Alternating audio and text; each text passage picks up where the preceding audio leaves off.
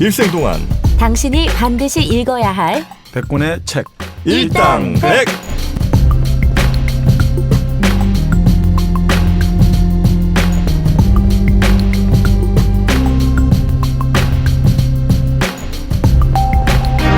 일생 동안 당신이 반드시 읽어야 될 100권의 책 일당백 50번째 시간 2부가 시작됐습니다.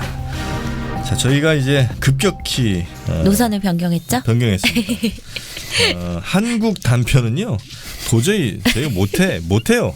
예, 그래서 저희가 그건 51번째 시간으로 좀 미루고 네. 일단 50번째는 세계 단편으로 가겠습니다. 예. 또 너무 다룰 게 많은데 후루룩 그렇지. 지나가면 섭섭해하실 것 같아서. 또 아까운 책들을 그냥 제목만 얘기하기는 좀 그렇죠. 죄송스러워서 네. 일단 지난 1부에는 귀여운 여인 체홉 하나 했고요. 다음에 남은 소개할. 지금 오늘 좀 말씀해 주신 게 뭐 마지막 입세는 안 하실 거죠? 네. 네, 마지막 입세는 워낙 많이 읽으셨으니까. 다른 걸로 하시죠. 뭐 예. 좀 안 들어봤는데 좀 그렇죠. 궁금한 것들, 예. 어떤 달과 거예요? 펜스는 단편 아니니까. 그건 빼고. 네. 자, 그러면 첫사랑, 그다음에 진주 목걸이. 근데 그거는 또 잘 아시니까 네. 제가 사실 좀 준비한 거는 네. 우리 이건 동화로 더 많이 알려져 있는데 네. 행복한 왕자. 행복한 왕자? 오스카 와일드. 거지와 왕자예요? 그거랑 아니요. 달라요? 행복한 왕자 모르세요? 정막님. 왕자는 다 행복하지. 정막님 아니 몰라요. 왕자가 동상으로 무시하지 마세요. 보석으로 박힌 동성에 제비 왕자상이 나오고. 있는데 제비가 나와서 눈 하나 박아주는 거. 뭐 다 보석 다 뺏기고 나중에는 다 떼어주는 금박도 거죠. 다 벗겨져 가지고 그런 이야기. 네네 동화로 많이 알고 알아요. 있죠. 예, 동화로 봤던 것 같아요. 바로 이 행복한 왕자가 실제로는 이게 동화 뭐 동화죠 동화인데 이게 사실 단편 소설에 그래요? 아주 상당한 매력을 갖고 있는 우리가 유미주의라고 들어보셨죠? 예. 유미주의의 사실은 최고봉이라고 볼 수 있죠. 유미주의가 뭐였지? 아름다움을 탐하는 거였나? 그렇죠. 맞아요. 오직 이 아름다움만이 이 지상의 진실이다라고 하는 게 유미주의죠. 유심론하면 마음만이 모든 것이고 유물론은 물질이고 하듯이 그렇죠. 유미주의라는 건 미라는 것이 최고다. 그 유미주의가 나오게 된 배경을 우리가 헤르만 헤세를 할 때 한번 말씀을 드렸나요? 유미주의를 네, 왜 유미주의가 나왔냐? 안 한 것 같은데. 또 그 전에 뭐에 또 사람들이 환멸을 느껴서 아름다운 걸 찾게 됐겠지? 됐습니다. 그렇습니다. 맞아요? 정프로 정신 좀 차려요. 정민여주의는 뭐 눈치로 먹고 사는 건가? 때려맞히기. 여기 잘 맞춰 요즘에. 그러니까 유미주의가 네. 다시 나오게 된 배경은 바로 근대 종교와 과학의 변화와 아주 밀접한 관련이 있죠. 그러니까 기독교가 무너졌지 않습니까? 19세기에 네. 들어와 가지고 본격적으로 과학이 발달하기 시작하고 네. 특히 진화론이 나왔잖아요. 진화론 나오니까 이제 인간은 신이 빚어낸 창조물이 아니라 결국 원숭이에서 나왔다. 인간은 원숭이다. 이제 그리고 인간은 과학적으로 이해할 수 있다. 라고 되니까 지금까지 사람들의 마음을 지탱해왔던 기독교, 만물의 영장, 신이다. 이런 관념들이 다 깨져버리기 시작했잖아요. 네. 그러니까 이 사람들 마음이 공허해지잖아요. 이 마음이 공허해지니까 이 공허해진 마음이 한 50년간 갔다고 했지 않습니까? 진화론 나오고 나서 네. 새로운 어떤 사조가 나올 때까지 시간이 많이 걸렸죠. 그때 나오기 시작한 게 이 사람들의 공허한 마음을 채워준 게 바로 미라는 거죠. 아름다움이라는 거죠. 예술이라는 거죠.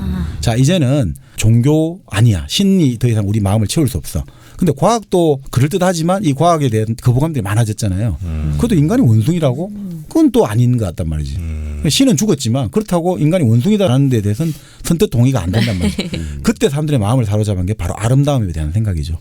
결국은 유미주의 예술이야말로 인간에게 가장 의미 있는 진리가 될 수 있다라고 하면서 그 유미주의가 그때 기독교의 공백을 기독교가 사람 마음의 상태를 가득 채우고 있다가 진공 상태가 돼버렸잖아요.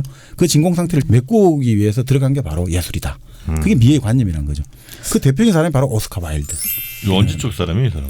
오스카 와일드가 19세기 사람이죠. 19세기. 그러니까 19세기 유미주의가 나왔던 그렇죠. 거예요. 바로 그 19세기 이제 중반 이후로. 그러니까 이제 몇십 년간 득세를 한 거죠. 네네. 자, 그런 것들이 결국 나중에 생철학하고 연결돼 가지고 인간의 이성이나 이런 것보다 인간의 행동, 감정이 중요하다. 이런 걸로 다 연결되는 거죠. 자, 근데 이 오스카 와일드가 도리언 그레이의 초상이라는 영화화된 소설도 있지 않습니까? 뭐요? 도리언 그레이의 초상. 도리언 그레이? 예. 그러니까 이 사람이 도리언 그레이? 자기가 아주 이 영원히 젊어지고 아름다고 싶은 이 상태를 유지하고 싶은 거예요. 네. 영원한 젊음을. 그래서 어떻게 하냐면 그림을 그렸는데 그림이 대신 늙어지는 거예요. 자기는 항상 젊어지고 네. 자기의 나쁜 건 전부 그림이 다 가지고 하는 거죠. 네네네. 그래서 계속 그걸 보다가 처음에는 그 그림을 가지고 양심이라 생각했거든요. 네. 내가 나쁜 짓 하면 그림이 추하고 더럽게 변하니까 네. 그걸로 생각했는데 어느 순간에 그게 아니 내가 아무리 나쁜 짓 해도 나는 여전히 젊고 아름다우니까 온갖 나쁜 짓 다 해도 된다. 라고 이렇게 계속 살아가다가 어느 순간에 아니야 저 그림을 죽여야겠어 해가지고 그림에 칼을 꽂았는데 정작 죽은 것은 자기 자신이고 근데 알고 보니 그 아름다웠던 도리안 그레이는 완전 쭈글쭈글한 늙은이로 변해버렸고 그림은 오히려 아주 젊고 싱싱한 얼굴로 그림이 바뀌어 있더라. 이런 거죠. 우리 예전에 바로 에드거 앨런 포의 윌리엄 윌슨. 네. 저놈을 죽였는데 알고 보니 내가 죽었더라. 네네네. 그런 거하고 비슷한 거죠. 영원한 젊음과 아름다움. 이게 오스카 와일드 작품이거든요. 네네. 이 사람은 기본적으로 어떻게 하면 우리가 영원한 젊음과 아름다움을 유지할 수 있는가. 그리고 정말 아름다운 외모와 아름다운 양심은 공존할 수 있는가. 이런 질문들을 많이 하는 사람이죠. 그리고 이 사람은 정말 좀 안타까운 사람이에요. 이제 흔히 말하는 동성애자 성향이 있었거든요. 네네. 그래서 이제 당시에 어린 소년하고 사귀었거든요. 그 귀족의 자제였죠. 그러니까 이러니까 그 귀족 아버지가 화가 나가지고 네. 이 사람을 감옥에 쳐넣은 거죠. 그래서 감옥에서 2년간. 그 당시에는 영국에서 동성애 관련한 법률이 폐지된 게 얼마 안 돼요. 2차 세계대전 이후에 좀 한참 있다가 폐지됐거든요. 그래서 우리가 앨런 튜링이라고 네. 바로 2차 세계대전에 영국을 승리하게 만든 그 애니금 암호를 푼 사람이 그 동성애 혐의가 돼가지고 그 강제로 주사를 맞았잖아요. 강제로 주사를 맞아가지고 가슴이 나오고 그래서 결국 독이 든 사과를 깨물고 죽었잖아요. 네네. 그래 그 정도로 이제 영국도 심했는데 그 이 사람이 바로 그런 스캔들의 주인공이 돼가지고 감옥에서 2년 생활하고 나와서 3년 만에 병으로 죽었죠. 아 그래요. 네, 좀 비극적으로. 그럼 젊은 나이에 죽었겠네요. 그렇죠. 우리 나이로 치면 46, 47. 1900년에 죽었으니까 니체가 죽었을 때 같이 죽었죠. 그러니까 참 묘한 그런 것들이 되는 거죠. 네. 여러분은 지금 정박, 정민영, 정프로 그리고 마돈이 함께하는 일당백을 듣고 계십니다. 자, 오스카 와일드의 네. 행복한 왕자. 네. 어떤 내용이에요? 그러니까 어떤 도시에 네. 아주 그 광장의 기둥 위에 네. 그 사람들이 행복한 왕자라고 부르는 조각상이 우뚝 네. 서 있는 거예요. 왜냐하면 온몸은 순금으로 얇게 도금되어 있고 두 눈에는 반짝이는 사파이어가 박혀 있고 칼자루에는 루비가 빛나고 그러니까 진짜 금수저가 아니라 정말 이거는 뭐 모든 보석이 다 박혀 있는 거죠. 너무 아름답잖아요. 보석도 아름답지만 이 조각도 아름다우니까 너무너무 아름답다 이런 이야기를 들었죠. 사람들이 이 행복한 왕자의 조각상을 볼 때마다 이 세상에 진정으로 행복한 사람이 있다는 것은 너무나 유쾌한 일이야. 이렇게 서로가 위안도 하고 즐거워하는 거죠. 근데 사실은 이걸 바라보면 느낌이 외적인 치장이 중요한 거거든요. 네. 오스카 와일드 주로는 참 중요한 거예요. 외적으로 드러난 아름다움이. 그런 보석이 들어가고 금을 바르고 이런 게 아름답다는 부인할 수 없는 사실인 거죠. 네. 자, 그런데 제비 한 마리가 살고 있어요. 도시를. 근데 이제 겨울이 다가온단 말이죠. 그래서 제비도 이제 떠나가야 돼요. 그 제비들이 떠나가는 데는 어디냐? 이제 여기가 배경이 영국쯤 되면 유럽이면 네. 이집트로 가는 거거든요. 우리로 치면 우리는 옛날에 강남 간다고 하잖아요. 그러니까 강남이 어딘 줄 아시죠? 제비가 네. 뭐 강남으로 날아간다 할 때 강남. 청담동 아니다. 진짜 강남이 아닌 거예요? 서울의 강남이 아니라 저 네. 중국 강남. 그래요? 네. 양쯔강 남쪽이 강남이죠. 강의 남쪽. 네. 그러니까 전 강남. 진짜 강남 그 강남인 줄 알았다. 그 친구 따라 강남 갔다는 게 그거는 진짜 강남 네. 같잖아요. 아니 그 그 본래 양쯔강. 중국 아 그래요? 그 강남에 중국 기준이네? 강남에 먹을 것도 많고 네. 그러다음에 이제 살농사 잘 되고 그러니까 우리가 중국 최고의 미인들이 있는 데가 바로 항저우. 바로 강남이잖아요. 그러니까 그런데. 그럼 우리도 그 이름을 거기서 따온 거예요? 강남이라는 이름을? 우리는 한강 남쪽이니까. 아. 네, 한강 남쪽이니까. 네. 강남이란 말은 뭐 한강 남쪽이면 다 강남 쪽이면 다 그렇죠. 강남이죠. 네. 자, 그래서 이제 제비만 홀로 남았는데 이 제비가 왜 홀로 남았냐? 이것도 이렇게 설명해요. 아름다운 갈대에게 마음을 빼앗겼다는 거죠. 아 제비도? 네. 아름다운 갈대에게 마음을 빼앗겼다는 거죠. 그래서 친구들이 다 떠났지만 네. 친구들은 이미 6주 전에 다 떠났어요. 그런데도 제비는 떠나질 못하는 거예요. 갈대에 대한 자기 사랑이 너무 갈대를 사랑하는데 갈대는 지금 자기 사랑을 받아주는지 안 받아주는지 모르니까 네. 계속 갈대와 같이 있고 싶어서 있는 거예요. 그러니까 이 제비도 결국 그러니까 이 유미주의자죠. 네. 그 크고 아름다운 갈대에게 마음을 빼앗기는 거죠. 그런데 사실 이렇게 사랑에 마음을 빼앗기면 네. 이 욕망은 반드시 모든 대부분의 소설에서는 결론이 안 좋게 나오죠. 왜냐하면 욕망에 마음을 빼앗긴 자는 반드시 비극을 맞게 된다. 그렇죠. 이런 것들이죠. 자, 그래서 제비가 계속 갈대에게 자기 감정을 내가 널 좋아해도 괜찮아 계속 물어보는데 갈대는 답이 없어. 가만히 머리를 숙여서 인사만 하는 거죠. 바람이 살랑살랑. 그래서 이게 뭐 이렇게 갈 때가 뭐 이렇게 머리를 숙여 인사를 하고 그 재미는 이제 그 내 말에 대한 이거는 예스다 이 생각해가지고 이 수면을 스쳐 날아다닌 거죠. 네. 좋아가지고 네. 제비가 이제 뭐 정말 제비처럼 이렇게 수면을 날아다니는 거죠. 물찬 제비. 그렇죠. 물찬 제비죠. 그러니까 물을 차는 거죠. 네. 그 말입니다. 물을 차니까 얼마나 경쾌합니까? 그 은빛 물결이 일어나는 거죠. 네. 그러니까 갈대 소녀한테 다 이 물결이 튄단 말이죠. 그러니까 이게 최초의 사랑의 속삭임, 미르를 속삭이는 거죠. 다른 제비들은 이상하게 보는 거예요. 저 좀 이상한 사랑에 빠졌다. 저 갈 때는 가난하고 더욱이 일가들이 너무 많아. 다른 제비들 제비 갈 때 혼자 있는 게 아니야. 너무 일가 친척이 많아. 딸린 식구들도 네. 많고. 군 식구가 너무 많아. 참 근데 여기 또 결국 자기 이야기예요. 결국 자기가 이상한 사람에 빠졌잖아요. 결국 오스카 와일드가 그 당시 기준으로 이런 것들이 나타나는 거죠. 결국 그런 걸 자꾸 설명해 주는 거예요. 네. 그리고 저기도 그렇잖아요. 갈대가 가난하진 않지만 갈대 주변에 식구가 너무 많잖아요. 결국 그 소년을 둘러싼 그 귀족 집안이 결국 자기를 계속해서 견제를 하는 거죠. 자, 그래서 결국은 가을이 되어서 이제 제비는 모두가 떠나고 혼자 남으니까 어쩐지 쓸쓸해지고 또 사랑하던 갈대에게도 실증이 나기 시작하는 거죠. 네. 결국 유미주의자들은 항상 빨리 바꿔요. 그렇죠. 이거 뭐죠? 무슨 첫눈에 반한다는 네. 금사빠인가요? 네. 금사빠가 반하는 건 좋은데 계속 바뀌잖아요. 그렇죠. 매일매일 바뀌고. 그러니까 금사빠고. 그렇죠. 그러니까 어쩔 수 없죠. 네. 금사빠 피하지 마. 왜요? 금사빠예요? 듣는 금사빠 기분 나쁘십니까? 근데 이 금사빠인데 이 금사빠지만 제비는 핑계를 대야 되지 않습니까? 그러니까 자기가 바람둥이 아니다라고 해야 되잖아요. 네. 어떻게 하냐면 나와 말도 안 하고 바람하고만 저렇게 노는 거 보니까 아무래도 쟤는 바람둥이 같아. 누가 갈대가? 제비가 갈대한테 그렇게 그러니까요. 생각을 그러니까 하는 갈대가 거죠. 바람둥이라는 그렇죠. 거죠. 그렇죠. 나한테 말도 안 하고 맨날 바람하고만 살랑살랑 노니까 네. 그래서 그러면 뭐 나는 또 여행을 해야 되는데 쟤는 계속 한 곳에만 있네. 그래서 마침내 제비가 말을 꺼내는 거예요. 네. 나랑 함께 먼 곳으로 갈 생각이 없냐 물어보는 거죠. 근데 이 갈대 소녀는 못 가지. 나는 집보다 좋은 것은 없어요라고 말하듯이 머리를 옆으로 이제 해주는 거예요. 바람 옆으로 아니라고요? 가라앉히고. 아니야. 앞뒤가 선우가 아니고 좌우로 이제 흔드는 거죠. 지 맘대로 해석하는구만. 그렇죠. 그러니까 제비가 갑자기 뭐라 말하냐면 나를 놀리고 있군. 나 이제 피라미드가 있는 나라에 갈 거야. 잘 있어. 네. 라고 이제 이별을 고하는 거예요. 네. 그 사실 이게 참 재밌는 게 본래 이게 아주 그 나름 그 공부하고 쓴 소설 맞는 것 같아요. 왜요? 본래 이제 이집트 나일강으로 간다거든요. 네. 혹시 로자 룩셈부르크라고 들어보셨죠? 로자 룩셈부르크? 네. 폴란드 출신 유명한 독일의 사회주의 혁명 운동가가 있는데 네. 이 사람이 깜빵에 있을 때 새를 참 좋아했대요. 새를 관찰했는데 그 글을 썼거든요. 아니 이 작은 새들이 어떻게 저 이집트 나일강까지 수천 킬로를 날아가냐. 라고 했는데 알고 보니 자기가 연구를 해보니까 이 본래 독수리나 이런 애들이 잡아먹잖아요. 작은 네. 새를. 근데 이렇게 새들이 같이 저 수천 킬로 여행을 같이 철새에 떠날 때 작은 새가 심지어 독수리 등에 타고 간다는 거예요. 서로 도와간다는 공생을 한다는 네. 거예요. 그래서 그 나일강에 도착한다는 거예요. 사실은. 그러니까 사실은 요 피라미드가 있는 나라 그러니까 그런 것들이 다 사실 가는 게 깔려있네 맞아요. 독수리 입장에서는 식량 싣고 가는 거지. 가서도 먹어야 되니까. 그렇지, 또 저렇게 그렇지. 해서 자, 그렇게 이제 그런 이제 피라미드가 있는 나라. 이집트라는 게 그러니까 유럽에서는 우리가 강남 간다는 게 이집트 간다, 나일강 간다 이렇게 해석하시면 될 것 같아요. 네. 자, 그래서 이제 제비가 말은 그랬지만 바로 가기가 좀 아쉽잖아요. 그래서 네. 하루 정도는 더 있다 가려고 이제 하늘 날아다니다가 이제 쉴 곳을 찾아야 되지 않습니까? 네. 그래서 가만히 보니까 기둥의 조각상이 눈에 띄잖아요. 그래서 여기가 오늘 좋겠다. 네. 또 황금도 반짝반짝하니까 여기가 오늘 나의 하룻밤 황금 잠실로 하겠다. 이래가지고 그 침실로 만든 거죠. 자, 그런데 이제 잠을 자려고 날개죽지 머리를 집어내리는 순간 이제 물방울이 떨어지는 거죠.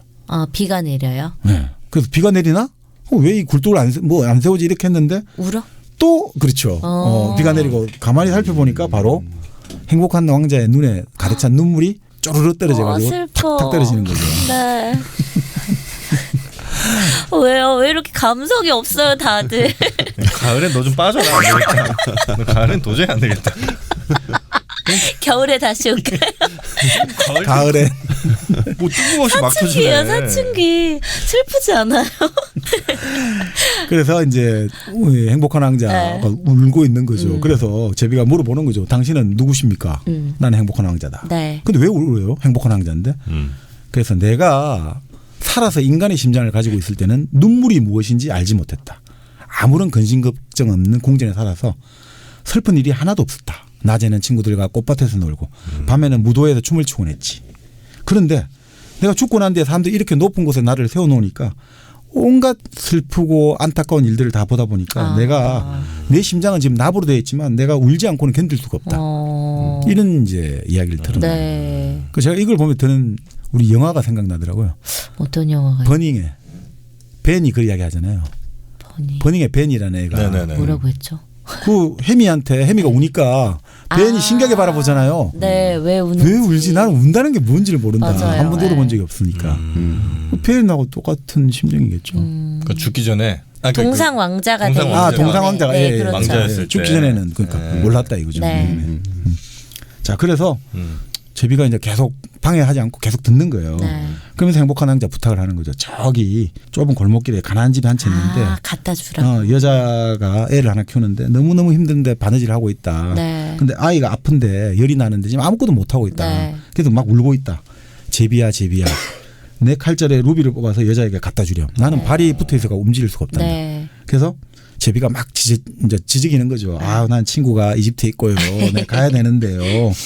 뭐라 자기 딴소리 하는 거예요. 서로 집단 독백을 하는 거예요. 여기는 이 이야기 하는데 여기는 딴 이야기 하는 거죠. 근데 계속 이제 왕자가 하루만 단 하룻밤이라도 좋으니까 너가 여기서 자고 내 부탁을 좀 들어주렴. 네. 결국 그래서 제비가 나 별로 애도 안 좋아하고 뭐 애들이 맨날 나한테 돌무도 던지고 이래서 안 좋아하는데 그래도 뭐 당신을 위해서 내가 하룻밤 더 있기로 하고 내가 부탁을 드려드릴게 하면서 칼에서 루비를 뽑아서 가는 거죠. 네. 그래서 가서 이제 애한테 이제 네. 애 집에 루비를 하나 떨어뜨려 주는데 이게 또 재밌는 게 이렇게 제비가 그 집을 가기까지 통과하는 이제 건축물들이 있잖아요. 네. 처음 통과한 데가 성당이에요. 네. 두 번째가 궁전이에요. 네. 세 번째가 유태인들, 돈 많은 유태인들이 그물을 달고 있는 그 집을 통과해서 가난한 집까지 가는 거거든요.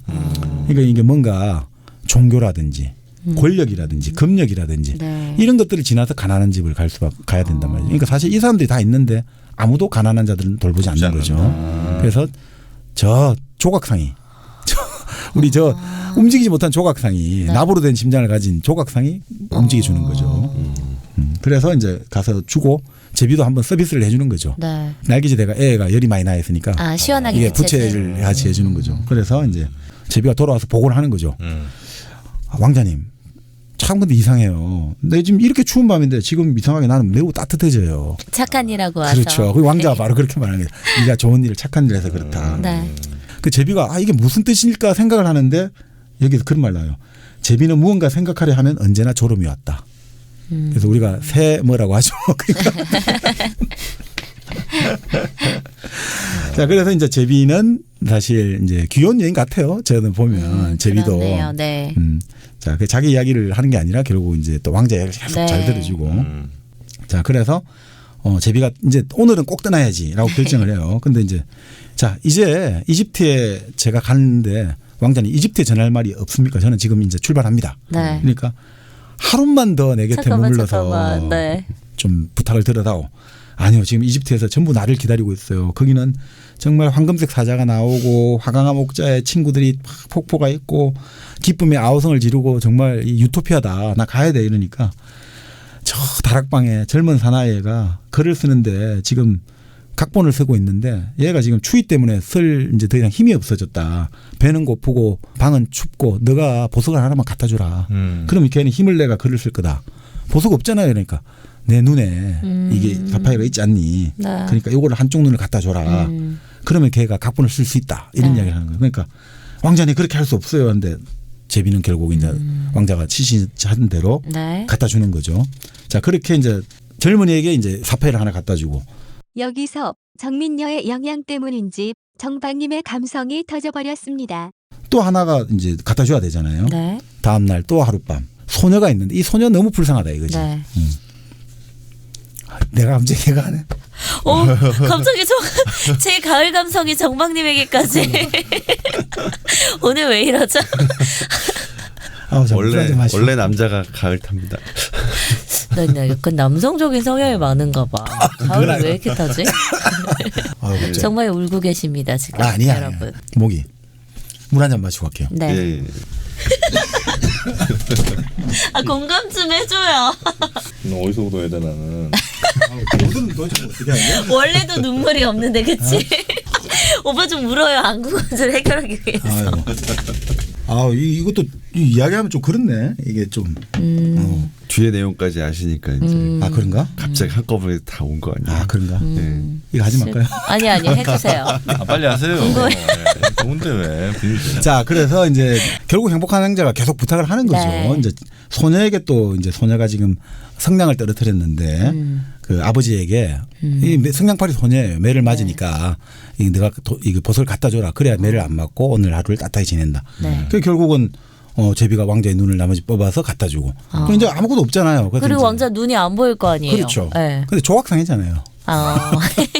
그래서 결국 이제 그러니까 제비가 떠나려고 하니까 이 왕자 너무 안 돼 보인 거예요. 그래서 그냥 계속 머무르면서 내가 언제나 당신 옆에 있어드릴게요 이렇게 말을 하는 거죠. 그러면서 자기 이야기를 해주는 거예요. 오늘 도시에서 본 이야기, 네. 뭐 세계 내가 돌아다닌 이야기, 뭐 네. 이런 이야기를 해주니까 자꾸 이런 이야기 하는 거죠. 너가 들려준 그 슬픈 사람들을 네. 내 요 황금 피부를 떼가지고 갖다 주렴. 그렇게 해서 결국 다 주는 거예요. 근데 네. 여기도 약간 동생의 코드가 좀 나와요. 황금을 어디에 갖다 주려냐면 네. 아치형의 다리 밑에서는 두 사내가 서로를 따뜻하게 해주기 위해서 끌어안고 누워 있었다.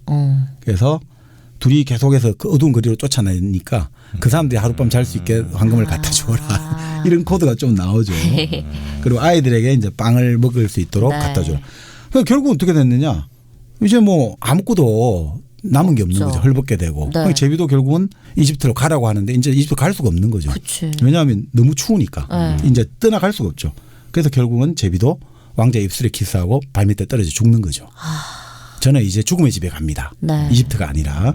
그렇게 하면서 결국 떨어져 가게 되고. 네. 그 순간 무엇인가 터지는 소리가 왕자의 조각상에 났다는 거죠. 심장이에요? 나부로 된 왕자의 심장이 쪼개진 거죠. 어. 그날 아주 추운 날이니까. 그러니까 이거 추운 날이니까 나부로 된 심장이 쪼개지지만 그건 뭐 또 다른 중의적인 표현이 가능하겠죠. 네.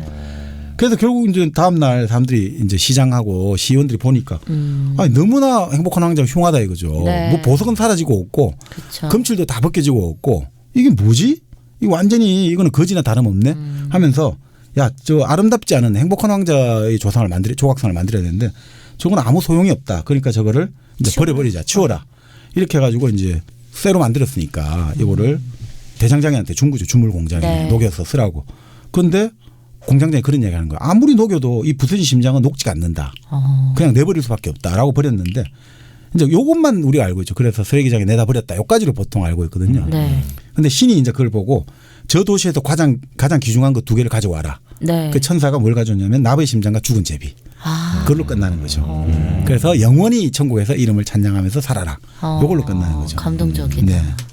그러니까 결국은 이게 참 자기 이야기 같아요. 오스카 와일드가 네. 자기가 자기 이야기 정말 시련과 고난을 받고 우리 삶이라는 것들은 사람들의 오해와 편견 속에서 일을 받지만 그러니까 천국에서는 우리는 영원히 살아가리라. 이런 희망사항이었겠죠. 네. 감수성 터지는 행복한 왕자 해피 프린스 저희가 또 살펴봤고요.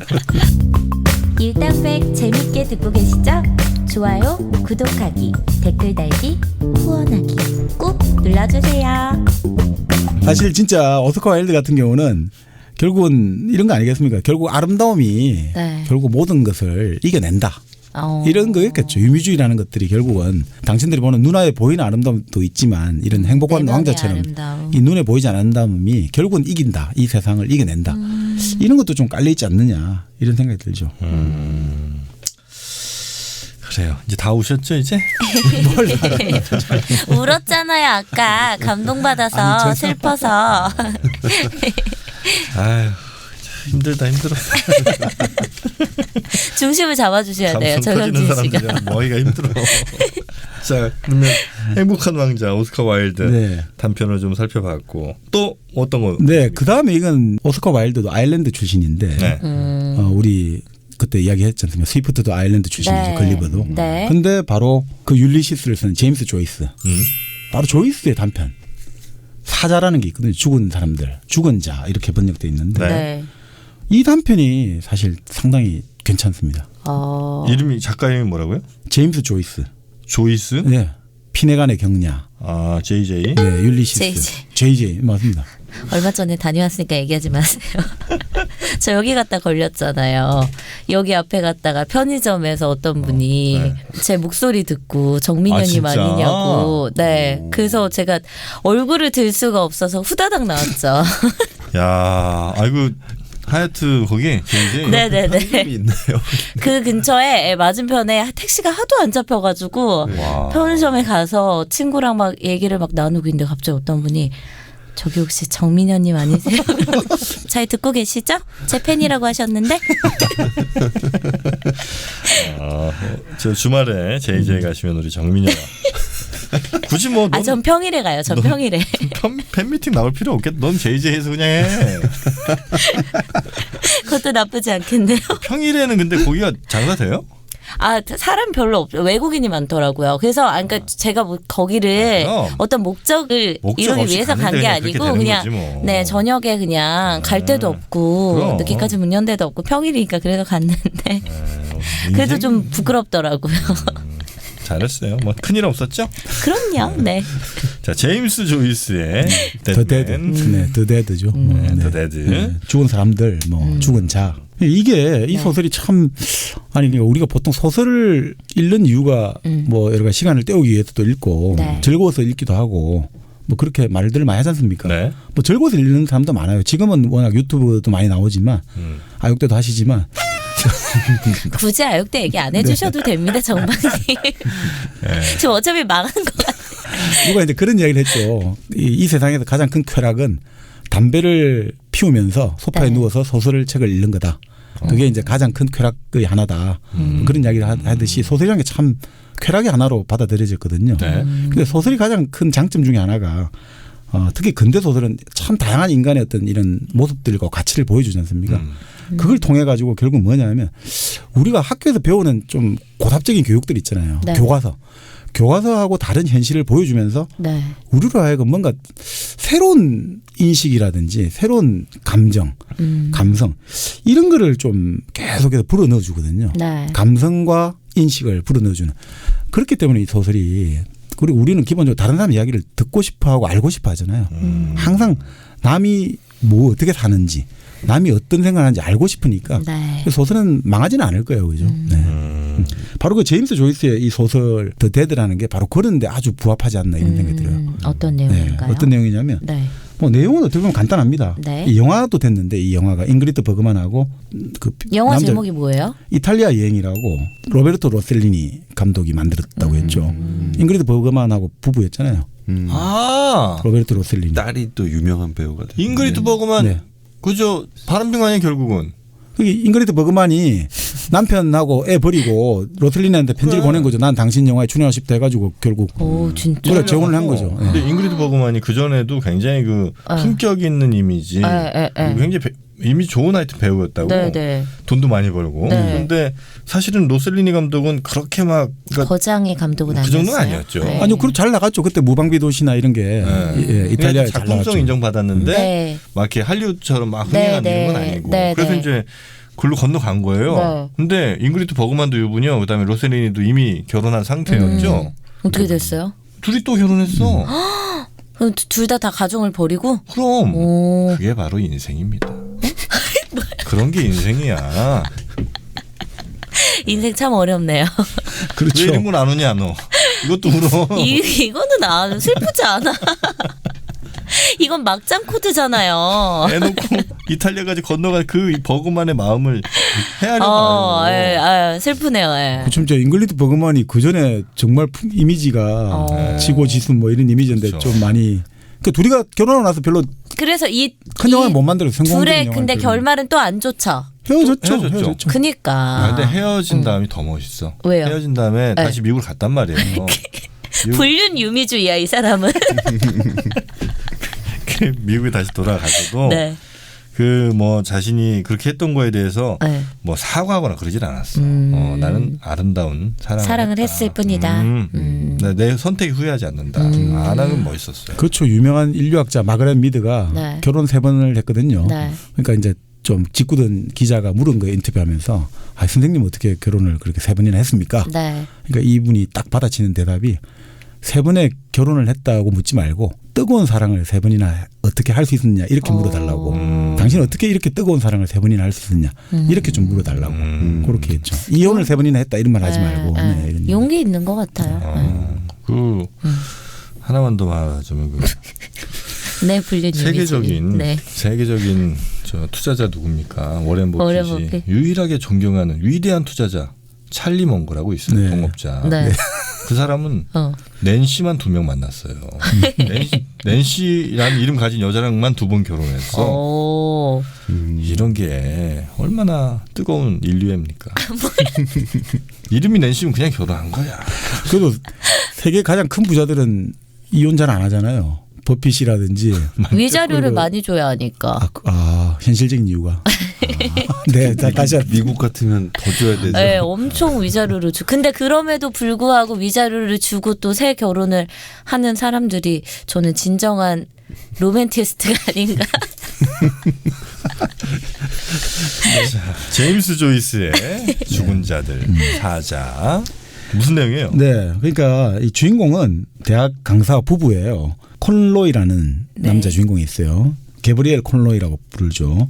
이 사람 아주 자신만만한 사람이에요. 네. 내 사랑하는데 하나도 아쉬운 게 없고 또 말도 잘하고 뭐 돈도 있고 사회적 지위도 높고 그러니까 아주 우월감도 강하고 네. 에고가 강한 사람이죠. 부인은 아주 얌전한 사람이에요. 부인은 이제 그레타라고 하는 부인은 아주 얌전한 사람이에요. 그래서 부인을 좀 은근히 무시하고 있는 거죠. 그래서 콜로이 부부가 이제 이모 집에 초대를 받아 간 거예요. 이모 2명이 독신으로 지내고 있는데 네. 해가 되면 파티에 초대를 크게 여니까 초대를 한 거죠. 더블린이죠. 이제 조이스도 더블린 아일랜드 출신이니까. 자, 그래서 이제 뭐 이모가 다 독신들이니까 이 조카가 하나가 이모의 자랑인 거예요, 집안에. 네. 그래서 항상 조카를 좋아하니까 또 콜로이는 또 그래 우리 이모하고 놀아드려야지 해가지고 이모한테 잘해주고. 자, 그래서 파티가 열리는데 이제 파티장에서 이제 콜로이가 또 이모 체면을 세워줘야 되니까 일장 연설을 잘 하거든요. 그리고 사람들하고 잘 응대해주고 잘 하는 거죠. 그리고서 나서 이제 호텔로 잠을 자러 가야 되니까 네. 아주 이제 고급 호텔로 가는 거죠. 근데 자기 부인이 그레타가 약간 뭔가 좀 미세한 얼굴에 뭔가 조금 변화가 느껴지는 거예요. 감정이 이 사람이 왜 저러지 보니까 이 뭔가 이상하게 느껴져 계속 물어보는 거예요. 너 무슨 일이 있었냐? 왜 파티장에서 오늘 순간부터 자꾸 얼굴 안색이 좀 안 좋은 것 같다. 그러니까 이제 고백을 하는 거죠. 아까 그 파티장에서 나온 노래가 있는데 네. 그 오림의 소녀라는 노래가 있었다. 오림의 소녀. 오림이라는 게 사람 이름 같아요. 네, 네. 오림. 그 노래가 들었는데 갑자기 내가 그 노래가 계속 가슴에 오더니 눈물이 난다 이런 이야기를 하는 거예요. 네. 갑자기 아니 뭐 노래를 듣고 눈물이 나냐 이해가 안 간다 이러니까 사실은 이제 실토를 하는 거죠. 오래전에 그 노래를 잘 부르는 사람이 있었다. 그 생각이 갑자기 났다. 옛 남자구나. 네. 그러니까 이제 이 사람이 이 기분이 살짝 나빠지기 시작하는 거죠. 이게 뭐지 이래가지고 네. 이제 이야기를 좀 해봐라 되는 거예요. 네. 그 이야기를 해보니까 내가 예전에 자기 이제 수도원 학교로 가기 전에 할머니 집에 좀 있었는데 할머니 댁에 있을 때 그 동네에 마이클 퓨리라는 아주 그런 애가 있었다. 그 애는 참 몸이 약하고 이랬는데 이 오림의 소녀라는 노래를 참 좋아하고 잘 불렀다. 그런 이야기를 쭉 하는 거예요. 갑자기 이제 질투가 확 나는 거죠. 네. 질투가 나면서 야 그래서 사랑했냐? 그래서 그쪽 가고 싶냐? 막 계속 이제 비꼬기 시작하는 거죠. 네. 그러니까 딱 아내가 말을 하는 거죠. 걔는 17살 고작 17살에 죽었다고 그런 이야기를 하는 거예요. 그리고 가스 공장에서 일을 했다. 그 당시에 가스 공장이라는 거는 우리로 치면 정말 열악한 환경. 집이 가난한 아이였다는 거죠. 그래서 갑자기 그 이야기를 하니까 이 콜로이가 갑자기 창피한 생각이 확 드는 거죠. 그렇죠. 야, 나는 그 파티장에 모인 그 속물들한테 내 말솜씨 좋지? 이렇게 언변이나 자랑하고 또 내가 어떻게 보면 이모들이 하라는 대로 하는 엔트보이? 이모 숙모 앤토니, 엔트보이, 마마보이 하듯이 나는 엔트보이고 그리고 그러면 우리 집사람 나는 지금까지 저 여자가 무슨 생각을 하고 있겠냐라고 생각하는 저 여자가 어떻게 보면 아주 오랫동안 그 예전에 가슴에. 17살짜리 소년하고 나하고 비교하지 않았을까 이런 생각이 갑자기 들면서 막 여러 가지 생각이 네, 드는 네, 거예요. 네. 갑자기 자기 자신이 너무 부끄러워지는 느낌이 들고 그래서 이제 그 이야기를 좀 더 자초지종을 들어보니까 그 소년이 사실 폐병이 들은 거예요. 몸이 약한 폐병이 들어 있는데 얘가 수도원 가기 전날에 갑자기 이제 잠을 자고 있려고 하는데 뒤척뒤척하고 있는데 여기서 다시 정박님의 감성이 터져버렸습니다. 이 여자애가 자는 방에 창문에 조약돌이 하나 톡 떨어지는 거죠. 네. 그 창문에 부딪히는 거죠. 그 창문을 열어보니까 걔가 서 있는 거죠. 비가 오는데. 그레타가 돌아가라. 근데 걔는 또 울어요, 정박님. 정영진 씨 이 방 뛰쳐나갈 것 같아. 아니 그게 아니고 뒷박쳤어 지금. 이거 이상하다. 하여튼. 감성이 막 터지네. 뭐냐고. 자, 합시다. 뭐 때문에 왜 이러지?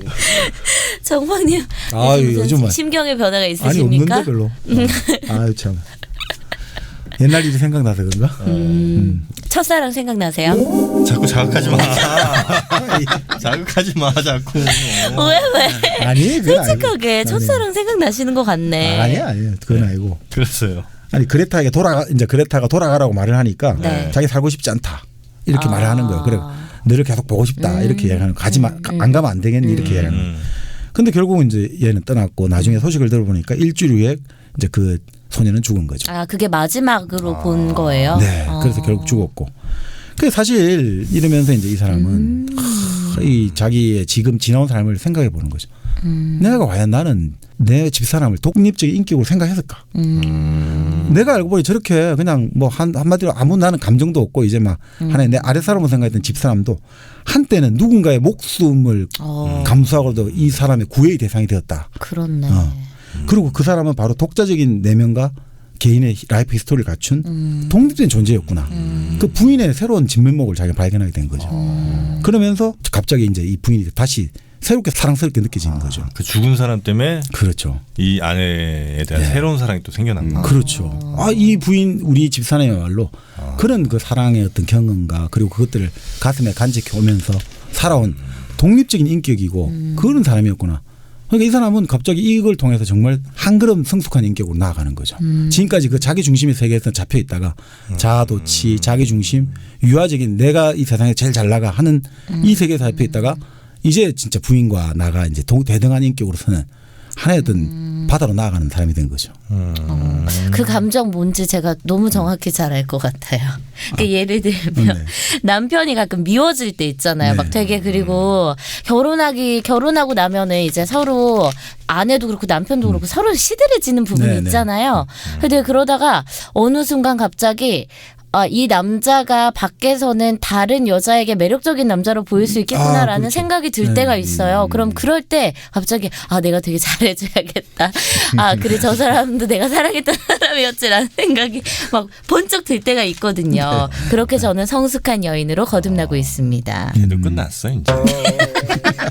걔 끝났어. 뭘 매력으로 없어. 근데 뭔가 그런 감정은 뭔지 알 것 같아요. 그렇죠. 그러니까 영화에서는 사실 이제 그렇게 나온다고요. 이거 이제 주로 이제 유정호 선생이 그런 이야기를 비교를 많이 하셨는데 네. 그 영화에서는 사실 싸움을 하는데 그 영화에서는 이제 그 부인을 좋아했던 사람이 직업이 시인이거든요. 막 시인을 막 경멸하는 거죠 남편이. 네. 그 시인이나 바보나 똑같은 거 아니냐 네. 이러면 경멸하니까 부인이 저런 개자식하고 앞으로 난 다시는 안 살 거야 이혼을 결심하는 걸로 나오거든요. 근데 그 축제 날에 결국 이 축제 날에 사람이 막 바다처럼 밀물처럼 밀려오잖아요. 그래서 남편하고 부인이 떨어지게 될 때 부인이 막 남편 이름을 불러요. 그래서 남편이 달려가서 그 부인을 인파의 물결 속에서 구해내고 오히려 사랑은 굳어졌다. 이렇게 나오는데 뭐 그렇게 이제 거기는 어떻게 보면 좀 뭐 영화를 사람들이 좋아하는 건 그렇게 해줘야 되니까 네. 여기서는 이제 소설이니까 이 주인공의 내면에서 일어나는 변화를 쫙 쓰고 있는 거죠. 주인공은 이제 진짜 새로운 큰 인간으로 어른으로 거듭나는 거죠. 부인이 나는 지금까지 정말 하나의 어떤 나의 하나의 물건으로 생각했는데 그게 아니구나. 우리 부인도 그 목숨을 건 사랑을 받을 만한 그런 열렬한 구애의 대상이었고 그 부인은 평생을 그 죽은 소년의 정말 그 17밖에 안 된 그 소년의 순정을 간직한 그 마음을 가지고 살아왔구나. 그런 독립적인 인격을 가진 걸 내가 지금까지 몰랐구나. 진짜 흙 속의 진주를 자기가 발견하는 기분이 되면서 또 죽은 아이에 대한 묘한 그 뭐라고 설명해야 되나 묘한 동정심 네. 이런 것들이 생겨나면서 네. 정말 진정한 부인에 대한 진정한 사랑 그리고 자기라는 인간이 무엇인가 이걸 결국은 다시 느끼게 됐다 이렇게 되는 거죠. 단편 10개 절대 못했겠네. 사자. 네. 다 재밌어요 내용들이. 네. 네. 단편이 재밌긴 재밌어요. 네. 네. 이 죽은 사람 덕분에 이런 경우가 좀 많이 있어요. 뭘 크게 깨닫는 경우가 네. 살면서 많이 있어요. 그렇죠. 네. 그 사람의 뭐 존재가 없어짐으로 해서 뭘 깨닫기도 하고 혹은 그 사람과 연결된 무엇 때문에 깨닫기도 하는데 네. 살아 있었으면 엄청 질투했을 저 불륜 드라마로 빠질 뻔했는데 여기 단편에서는 이렇게 아름답게 갖고 있네. 그 제가 지금 이거는 뭐 소개도 재미있을 것 같긴 한데 그 투르케네프 첫사랑 있잖아요. 네. 제가 기억이 좀 아리송해서 네. 부정확할 수 있는데 네. 그 재미는 이게 참 있더라고요. 첫사랑. 투르게네프의 네. 첫사랑. 제목도 좋고. 대략 어떤 네, 내용인지 이런 짧게 좀 이야기인데. 그러니까 한 소년이 있어요. 네. 이 소년이 어떤 여인을 아주 성숙한 처녀인데 좋아하게 되는 거예요. 네. 그래서 저 여자는 누구를 좋아할까 이렇게 아주 관심 있게 보고 있는데 알고 보니까 자기 아버지하고 좋아하는 사이인 거예요. 아버지하고. 엄마는 엄마는 있는데요. 있고, 네. 네. 아버지하고 좋아하는 사이인데 어느 날 자기가 관찰을 하는데 네. 저 아버지하고 둘이가 어느 방에 있는데 창문으로 보이는데 뭐라 서로 이야기를 하다가 갑자기 아버지가 채찍을 꺼내가 그 여자의 흰 팔을 때리는 거예요. 네. 그러더니 그 여자는 그래도 그 상처에 다시 뭐 입을 맞추더니 서로 헤어지고 그 다음에 이제 어떻게 됐는지 몰라요 자기도. 근데 자기하고 헤어질 때 자기 목을 팔로 끌어안으면서 키스를 해주면서 나를 너무 미워하지 말아라 이렇게 이야기를 해주는 거예요. 그래서 네. 이제 자기 아버지 엄마가 계속 다툼을 하는 거죠. 네. 아무래도 그 여자 문제 갖고. 그렇겠죠. 그러니까 그 다툼이 심해졌어요. 근데 아버지가 좋아했던 그 여자분은 그리고 아들도 좋아했던 그 여자는 시집을 간다는 거죠. 그 시집을 간다는 소식에 아버지는 충격을 받고 쓰러져요. 네. 쓰러지고 그 아버지가 이제 병석에 누워 있는데 아버지가 엄마를 계속 설득을 해요. 그래서 돈을 좀 보내주자. 돈을 주자. 그래서 누구한테요? 그 여자한테요? 그래서 결국 그 여자한테 돈을 좀 보내주는 걸로 설득을 하고 아버지는 이제 돌아가셔요. 그 아버지는 죽고 나서 엄마가 그 여자에게 돈을 보내주고 네. 그리고 이 소녀는 나중에 이제 자기가 좋아했고 아버지가 좋아했던 그 여자가 어떻게 됐냐. 결국 몇 년 후에 애를 낳다가 죽었다. 이렇게 이제 끝나거든요. 그 첫사랑이에요. 첫사랑. 근데 재밌어요? 재밌던데요. 그러니까 이게 뭐냐면 이게 참 그런 느낌 있잖아요. 웨디푸스 컴플렉스 이 느낌도 주잖아요. 아버지가 좋아하는 사람을 네, 나도 네. 좋아한다. 물론 부자니까 서로 바라보는 가치관이 비슷할 수도 있고 네. 근데 웨디푸스 컴플렉스도 깔려 있고 또 처음에는 그걸 내가 못 가진 거에 대해서 질투를 하다가 선망을 하게 되잖아요. 부러워하게 되잖아요. 근데 그리고 아버지도 못 가지게 되잖아요. 네. 근데 그 아버지의 사랑이라는 것들, 그러니까 아버지가 물론 엄마하고 지금 사랑한 사이이긴 합니다만 그 아버지의 사랑을 또 엄마도 어느 정도 존중을 해주잖아요. 그 돈을 나중에 보내주고 네. 적어도 거기에 대해서. 그러니까 그때 이제 아버지가 왜 그때 말다툼을 했냐면 네. 아버지가 그 처녀가 요구한 거는 엄마하고 이혼을 하고 자기하고 결혼을 해달라 이거였다는 거죠. 네. 그러니까 그러지 않고서는 당신을 만나지 않겠다. 그러니까 아버지는 화가 나서 이제 때렸다. 이런 거였다 이거죠. 그러니까 소녀는 사실은 원래 그렇잖아요. 부모 자식들 보면 자기 엄마 아버지가 바람 필까봐 전부 완전히 딱 걸리기만 해. 이런 식인데 의외로 그런 걸 안 가지고 있는 거죠. 이 소녀는 본래 그랬을 건데 그 사랑이나 여편을 지켜보면서 이 친구도 훌쩍 키가 커버린 거죠. 성장하고. 사람의 어떤 삶을 좀 이해를 해주는 마음이 생겨난 거죠. 그러니까 불륜이다 이렇게 안 보고 그 이제 바로 좋아했던 처녀와 아버지의 마음 그리고 그걸 바라보는 또 어머니의 마음 이까지 다 같이 아우르면서 이 친구는 소년에서 청년으로 성장하는 거다. 이게 이제 첫사랑도 그랬던 것 같습니다. 그 첫사랑은 항상 그래도 첫사랑이다. 이런 내용이 기억이 납니다. 정박님 지금 첫사랑 많이 생각나시는 것 아니요. 같습니다. 오늘은 정박님 첫사랑 특집이었네. 보니까 첫사랑 데이야 오늘은. 이게 뭐 최호비고 어쩌고가 다 지금 정박님의 첫사랑에 귀여운 여인. 네, 다 이게 제비도 그랬고. 조각조각이었어. 네. 근데 뭐 이런 날도 한 번씩 있는 거죠. 뭐. 감성에 빠지는 날. 네, 저희 일당백과 함께하는 카페 예에서 또 좋은 행사 소식이 있어서 여러분께 좀 소개를 해드리죠. 네. 10월 18일 목요일부터 10월 21일 일요일까지 나흘 동안 벌어지고요.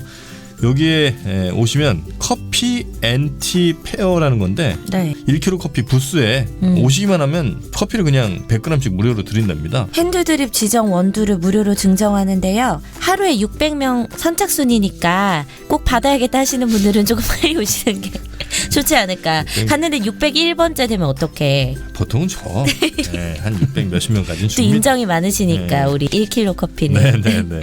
하여튼 거기 오시면 다양한 선물들도 좀 받으실 수가 있고요. 또 네. 기부도 선택해서 가능하다고 해요. 예를 들면 서울시립 여성보호센터라든지 뭐 문익환 통일의집, 백혈병 소아암협회 등등에서 기부하시는 방법도 아주 다양하게 선택적으로 가능하니까 이 커피 앤티 페어 10월 18일 목요일부터 10월 21일 일요일까지 나흘 동안이고요. 양재 AT 센터에서 열립니다. 그래서 아마 양재역 정도 아마 가시면 가깝게 아마 걸어가실 수 있지 않나 생각이 듭니다. 네. 아니 이걸 지금 나까지마 아츠 씨의 이 소설을 해야 되는데 네. 아, 시간이. 뭐가 남았어요? 산월기라고 들어보셨습니까? 네? 산월기. 산월기? 매산 달월 기록할 기자 해가지고 산월기라고. 요 누구 짧게 한번 좀 작품이에요? 갈까요 그러면? 네. 네. 그러니까 뭐 당나라 현종 때 네. 네. 이징이라는 사람이 있어요. 이징이라는 사람이. 이 사람이 참 학식이 많고 재능이 뛰어나지만 남하고 타협을 잘 못해요. 그래서 자기 실력에 비해서 너무 관직이 낮다 해가지고 항상 불평불만을 가지고 있다가 관직을 박차고 낙향을 해가지고 시를 지어가지고 내가 문명을 떨치겠다, 이름을 떨치겠다 했는데 네. 이게 생각대로 안 되는 거죠. 그 생각대로 안 돼가지고 계속 고민을 하다가 결국 또 가난해지니까 가족을 돌봐야 되니까 결국 다시 관리로 들어가게 된 거예요. 근데 관리로 들어가서 호구지책을 해야하고 들어갔는데 뭐 안 되는 거죠. 이미 자기하고 같이 출발했던 사람들은 높은 자리에 가 있고 자기는 다시 중간에 떠났다가 다시 돌아오니까 정규직 들어갔다가 한마디로 비정규직으로 돌아온 게 된 거죠. 재미도 없고 또 자존심이 강했는데 이제 네. 뭐 문학으로도 이름을 못 들치고 맨날 고민하고 이러다가 어느 날 발광을 해버린 거예요. 발광을 해갖고 어떻게 됐느냐. 그리고 사라져버렸어요. 갑자기 달밤에 소리를 지르고 나가더니 어느 순간 사라져버렸어요. 네. 근데 이 이징의 친구 원참이라는 친구가 있었어요. 같이 서로 원투펀치였어요. 서로 네. 다 참 똑똑하고 서로 같이 친한 친구였는데 원참은 이제 의사가 돼가지고 아주 높은 의사가 돼서 이제 지방으로 관명을 받들고 가는 길인데 어느 이제 호랑이가 많이 나오는 고개를 넘게 된 거예요. 그래서 이제 뭐 사람이 많으니까 호랑이 나와도 괜찮다고 넘어가는데 갑자기 진짜 새벽에 달빛에 의지해서 숲속길을 가는데 호랑이 한 마리 나타나는 거죠. 네. 근데 호랑이가 나타나더니 갑자기 원참애가 확 달려드는가 싶더니 갑자기 몸을 휙 돌려가지고 옆에 불밭 속으로 사라지는 거예요. 네. 그러더니 하는 이야기가 어휴 큰일 날 뻔했다. 이런 인간의 목소리가 누가 들려오는 거예요. 호랑이가? 예, 그러니까. 오. 그래서 이 원참이 이게 무슨 소리지 하다가 가만히 들어보니까 이 목소리가 친구. 자기 친구 목소리 같은 거예요. 사라진 자기 친구 네네. 이징. 그래서 이 목소리의 주인공은 나의 친구 이징군이 아닌가 이렇게 말하는 네. 거예요. 그러니까 이 이제 호랑이가 이야기를 시작하는 거예요. 멀리 이제 그래 나는 바로 이징이라네. 그래서 이게 어떻게 됐느냐 이야기를 좀 하자 이러니까 내가 짐승의 지금 몸을 하고 있다. 그래서 이 비참한 모습을 네 앞에 보여줄 수는 없다. 그리고 내 모습을 본다면 너는 틀림없이 두려워서 피할 건다. 제발 잠시만에 좋으니 그래도 내 친구로서 한때의 정을 살려서 나하고 이야기를 좀 하면 안 되겠냐. 이렇게 이제 이야기를 시작하는 거죠. 그래서 어떻게 이제 자기가 이게 됐는지 이야기를 하는 거예요. 내가 사실은 정말 그때 다시 복직을 해가지고 힘든 삶을 살고 있는데 문 밖에서 나 이름을 부르는 소리가 들리더라. 네. 그래서 그냥 생각 없이 막 달렸는데 어느 순간에 갑자기 네 발로 달리고 있더라. 어? 그리고 어느 순간에 보니까 내가 호랑이가 돼 있더라. 뭐 카프카의 변신 같은 거죠. 어느 순간에 눈을 떠보니 벌레가 돼 있듯이 자기가 호랑이가 돼 있더라. 그래서 내가 이제 아이고 난 죽어야겠다 생각했는데 지나가던 토끼 한 마리가 딱 눈에 보이더니 내 의식과 무관하게 이미 토끼를 잡아먹고 나서 피가 묻은 내 자신을 발견하게 됐다. 네. 그래서 그다음부터는 내가 그게 호랑이로서의 첫 경험이었다. 아, 토끼를 잡아먹는 네. 게. 그 이후로 어떤 짓을 해왔는지는 너의 상상에 맡기겠네. 이렇게 이야기하면서 그러니까 왜 내가 호랑이가 되었을까 이렇게 생각을 해봤다 이거지. 내가 왜 호랑이가 되었을까 이런 생각을 해봤는데 그 뭐 나도 그건 잘 모르겠다. 근데 지금은 이제 그런 생각조차도 안 든다. 이제는 호랑이가 낸 것 같고 인간으로서 내가 있었는지도 모르겠다. 이렇게 얘기하면서 얼마나 이 세상에서 가장 두렵고 슬프고 비통하냐면 내가 인간으로서 그 기억이 사라져가는 것들. 아, 진짜 우리가 점점. 어떻게 보면 치매라든지 이런 네, 것들을 네. 생각하는 거든. 사람은 기억으로 구성되는데 그 기억이 사라지면 나는 인간이 아니지 않는가. 네네. 이러면서 내가 인간이었음을 완전히 잊어버리기 전에 한 가지 부탁하고 싶은 게 있네. 애초에 내가 문학의 뜻을 두지 않았던가. 그러니까 그 시를 한번 읊을 때니까 이걸 좀 기록해서 당신이 좀 전해주면 안 되겠냐. 네. 이런 이야기를 쭉 하는 거죠. 그런데 그래 봤자 뭐 별 볼 일 있겠냐 하면서도 그래도 시를 막 해요. 근데 원참이 이 시를 받아 적으면서도 이게 뭔가 근데 조금 좋긴 좋은데 약간 뭔가 좀 어슬프다는 느낌을 약간 가지거든요. 뭔지 모르지만. 근데 이제 사실 이징이 그 이야기를 하는 거죠. 시를 다 읊고 나서 내가 왜 호랑이가 됐는지 모르겠다 했지만 내가 좀 짐작이 가는 게 있다 이거지. 뭐냐 하면 나는 자존심이 너무 강하다 이거지. 네. 근데 자존심이 강하다 보니까 내가 재주가 없다는 걸 안다 이거지. 아. 문학으로서의 천재가 아니라는 걸 안다 이거지. 네. 재주가 없다는 게 아니라 천재가 아니다. 그러니까 근데 그게 발각되는 게 너무 두렵다 이거지. 아. 그래서 노력을 안 해버렸다 이거지. 그러니까 내가 노력을 해가 천재까지 안 돼버리면 아주 좋은 문학 작품을 만들지 않으면 억울한 것. 억울하게 하고 내 자존심에 상처를 에. 낸다 이거지. 그러니까 겁 많은 자존심이래요. 자존심을 이 사람 겁이 많다 이거지. 내 자존심이 겁이 많아가지고 아예 차라리 안 하고 해버리면 되잖아요. 아, 나 안 했으니까 나 하려면 언제든지 내가 공부만 하면 나는 전국 수석도 할 수 있고 내가 뭐 사법고시 다 걸릴 수 있지만 아유 그런 공부 나 안 할 거야. 겁이 나니까. 네. 자존심이 혹시 내가 공부를 했는데 안 돼버리면 네. 이게 겁 많은 자존심. 그게 하나 있고 네. 또 그러면 살아가면 되지 않느냐 이거지. 근데 이 사람은 존대한 수치심이라고 해요. 존대한 수치심. 평범한 사람들 있잖아요. 자기하고. 네. 이런 사람들하고는 또 살아가려고 하니까 이건 또 자기가 안 되는 거야. 이 부끄러워서 또 못하는 거지. 네. 자기가 내가 이거밖에 안 되냐? 그러다 보니까 평범한 인간도 못 어울리고 네. 천재도 안 되고 그러면 내가 갈 길이 뭐가 있겠냐? 네. 나는 짐승이 되는 수밖에 없었다 이거지. 그러면서 자기가 이런 자조를 하는 거예요. 나는 지금 생각하니까 나는 내가 갖고 있던 재능을 허비해버렸다. 그런 이야기하는 거죠. 인생은 아무것도 이루지 않기에는 너무나 길지만 무언가를 이루기에는 너무나 짧다라는 경구를 이런 식으로 내 합리화를 하고 정당화를 하면서 인생을 허비했다. 이 빠삐용하고 똑같죠. 인생을 허비한 죄를 나는 받은 거다. 네네. 이런 식으로 이제 얘기하는 거죠. 사실은 내 부족한 재능이 드러날지 모르는 그 두려움 때문에 그리고 그 고심을 실현한 게으름 때문에 나는 이런 이야기로 나를 정당화시키면서 뭐 인생은 뭐 하기에는 짧고 안 하기에는 길다라는 그 하면서 나를 이렇게 짐승으로 만들었다라고 이야기를 하는 거죠. 또 눈물을 흘리시네요. 예? 또 울었다 그래 그냥. 그러면서 이제 그 이야기를 한 게 시를 쭉 이야기하면서 네. 이제 시를 이야기하면서 이제 호랑이로 돌아가야 될 시간이네 이런 이야기를 하는 거죠. 그런데 그러면서 이제 이야기를 하는 거예요. 그 혹시나 미안한데 내 가족이 있을 좀 당신이 이제 의사들이 좀 돌봐주면 안 되겠냐 이런 이야기하면서 털썩 웃어요. 자기가 피식 자기 자조를 하는 왜냐. 네. 사실은 이걸 먼저 부탁해야 됐지 자네에게. 아. 처자식 이야기를 먼저 해야 되는데 그렇죠. 내가 지금도 정신없는 놈 아니냐. 내 굶주려 얼어 죽기 직전에 처자보다 내 보잘것없는 시나부랭이나 더 신경을 쓰고 있으니 네. 나는 이런 짐승을 변화해도 산 놈이다. 아. 그 이야기를 하는 거죠. 그러면서 이제 네가 영남에 돌아올 때는 내가 진짜 이제 완전 호랑이 내가 친구인 줄도 모르니까 절대로 이 길을 지나지 말게나 하면서 친구도 이제 눈물로 작별하면서 네. 마지막 장면이 딱 이렇게 나와요.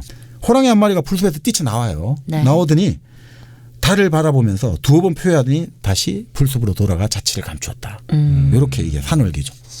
이게 이제 우리 돌아가신 신영복 선생이 가장 극찬했던 작품 중에 하나입니다. 누가 쓴 거라고요? 일본의 네. 나카지마 아츠시라는 작가인데 이 작가도 아주 참 불운한 작가예요. 33살의 요절한 작가거든요. 이 작가는 엄마가 4명이나 됐어요. 부모가 이혼하고 나서 새엄마가 들어왔는데 새엄마가 들어와서 자기를 학대를 하는 거죠. 그런데도 아무한테도 말을 안 해요. 자기 마음으로 다 담아놓은 거예요. 그 한들과 슬픔을 새겨가지고 이 소설을 썼죠. 근데 이 소설은 절대 이건 또 읽어보시면 네. 감정이 없어요. 아주 담담해요. 그렇기 때문에 더 감정이 커요. 이렇게 어렵게 힘든 삶을 사는 사람이 정말 다 드라이하게 쓰거든요. 그러니까 감정이 더 그게 증폭이 더 되죠. 슬프지. 네. 그러니까 사실은 참 이 산월기는 우리 신용국 선생이 항상 돌아가신 신용국 선생이 네네. 감옥으로부터 사색했던 분이 네. 정말 나름 추천도 하고 이걸 감수까지 하셨는데 네네네. 정말 좋은 작품 많습니다. 저 마지막 산월기 굉장히 네. 흥미롭네요. 네.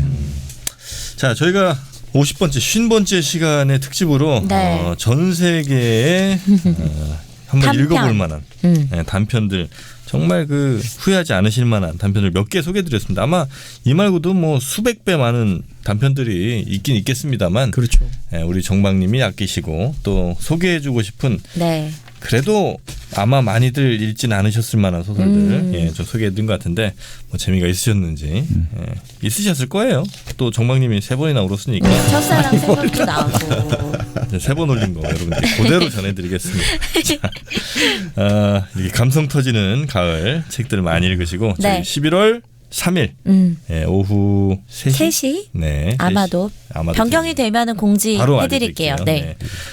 또 직접 우리 정박님 또 정민여 또 마도님 저 이렇게 뵐 수 있는 기회에 그때 오셔서 정박님의 촉촉한 눈가를 한번 확인하시기 바랍니다. 네.